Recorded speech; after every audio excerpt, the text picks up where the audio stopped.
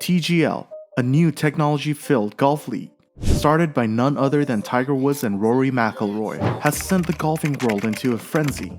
Starting on January 9, 2024, and with some of the biggest names in the sport associated with the league, everyone is on their tippy toes, waiting to see how the league will unfold and make a place for itself in the professional golf world. However, the league hasn't only been making headlines for its roaring roster, it's been filled with controversies as well.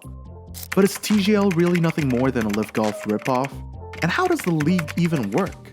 In the world of golf, Alan Shipnuck has caused quite a stir. His latest book, Live and Let Die, spills the beans on some pretty obvious yet shocking secrets of professional golf. The golfing community is abuzz with his revelations and behind-the-scenes stories about LIV Golf, TGL, and the PGA Tour's past and present players. Recently, Shipnuck dropped a tweet that got folks talking about the TGL's game structure. He pointed out that it bears a striking resemblance to LIV Golf's format. Shipnuck's tweet goes, "A team-based breakaway league using an unorthodox format to court new and younger fans? Feel like I've heard this before." Now, let's delve into the structure of Tiger Woods and Rory McIlroy's TGL Golf League. They've got 24 PGA Tour pros on board, forming 6 teams, each with 4 players. So far, 5 teams have been unveiled, with one more yet to be announced. Los Angeles, Boston, New York, Atlanta, and San Francisco all have TGL franchises to represent their cities. For every TGL match, 2 teams will send 3 players each to the SoFi Center in Palm Beach Gardens, Florida. This place is tailor-made for virtual golf events, complete with a massive 65-foot screen for players to take their shots. TGL also revealed its modern match play format, set to kick off on January 9, 2024, airing on ESPN and ESPN+. The game is on, and the golfing world is in for an exciting ride with TGL. But what even is the so-called modern match play? TGL has introduced a unique twist with its modern match play. It's a 15-hole showdown, broken down into 9 holes of triples and 6 holes of singles matches. Triples, as the name suggests, feature 3v3 alternate shots, creating a thrilling dynamic. Now here's where it gets really interesting. Singles matches are all head-to-head, but with a rotating twist. 2 players from each team square off on the 10th hole. Then on the 11th, 2 different players from each respective team battle head-to-head.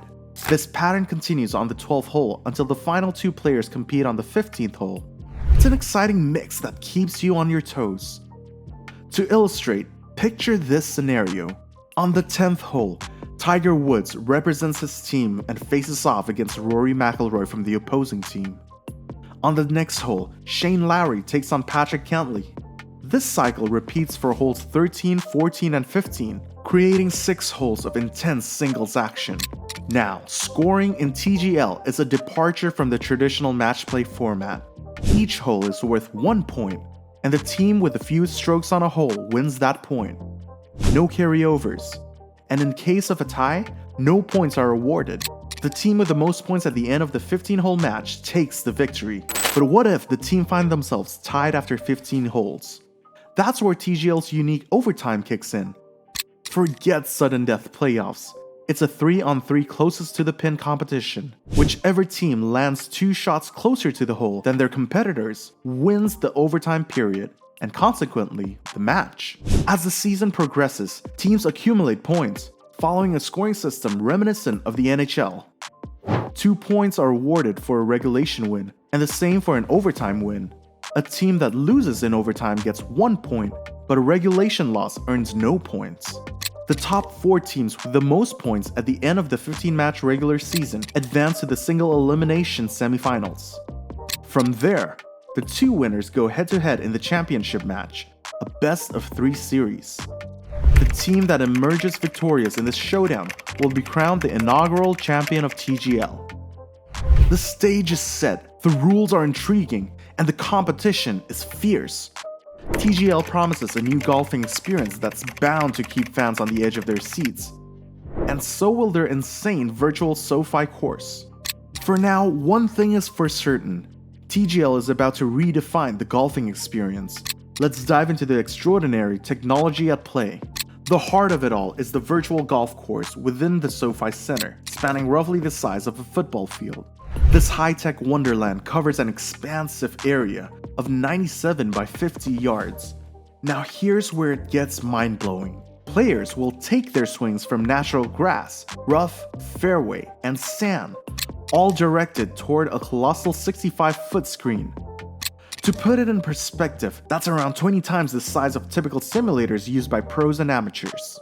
But the real wow factor lies in the short game center and putting green. For those crucial shots within 50 yards or less, they switch to the green zone, a custom-built complex 4 times the size of a regulation basketball court. What sets it apart is the adaptable putting surface, boasting close to 200 actuators and jacks that can alter the green slope, adding a world of variety. TGL is shaping up to be a golfing spectacle like no other, blending technology and tradition in a way that promises to thrill fans and players alike. The future of golf is here, and it's nothing short of spectacular. Plus, they've already gotten a big partner. TGL is set to make a grand entrance in January 2024, and they've partnered with none other than ESPN. Starting on Tuesday, January 9th, ESPN, along with its family of networks, is bringing you live primetime matches. And that's not all. If you prefer streaming, ESPN Plus has got you covered with a simulcast of each broadcast. It all begins at 9 p.m. ET, right after the College Football National Championship, one of ESPN's most watched events each year. Exclusive promotions during the game will shine a spotlight on TGL, giving it a well-deserved boost. The excitement keeps building up in the following week as the NFL's Monday Night Playoff games take center stage on ESPN on Monday, January 17th. TGL doesn't miss the party as the second week kicks off at 7 p.m. ET on Tuesday, January 18th, with more exclusive promotions. Mike McIlroy, founder and CEO of TGL, expressed his enthusiasm, stating, "We believe ESPN is the right home for TGL presented by SoFi and recognize the strategic benefits of Disney's portfolio. ESPN is a trusted name for sports fans, and they see TGL as a complement to their lineup of major league sports. And there's more to it. ESPN is already deep-rooted in golf, broadcasting marquee and featured groups for regular season PGA Tour events on ESPN+. They also have exclusive rights for the initial 2 rounds of the Masters and the PGA Championship. The worldwide leader in sports is making a significant move into golf through TGL, offering an innovative and fun alternative to PGA Tour events during the winter. Talking about something significant, make sure to smash that subscribe button down below to never miss out on any of our videos. Anyways, as if all that's not exciting enough, TGL promises a more immersive experience with microphones for all players. Plus, all the action unfolds at the state-of-the-art SoFi Center in Palm Beach Gardens, Florida, which we've talked about earlier as well. But there's still a lot of drama surrounding the topic. It seems like the league, with all the controversies around it, can't catch a break. Ever since TGL unveiled its match format, fans have been throwing shade, and the point system didn't escape criticism either. Some even accused TGL of imitating LIV Golf's format. But now, TGL faces a new obstacle in the form of Jon Rahm. It's like he's vanished from the TGL scene. All mentions of Jon Rahm on the TGL website have mysteriously disappeared. What's even more baffling is that the player profile collection has dwindled from 24 to 23 players. It's like a ghost player now. A Twitter account, Caddy's Shack Podcast, dropped screenshots as evidence.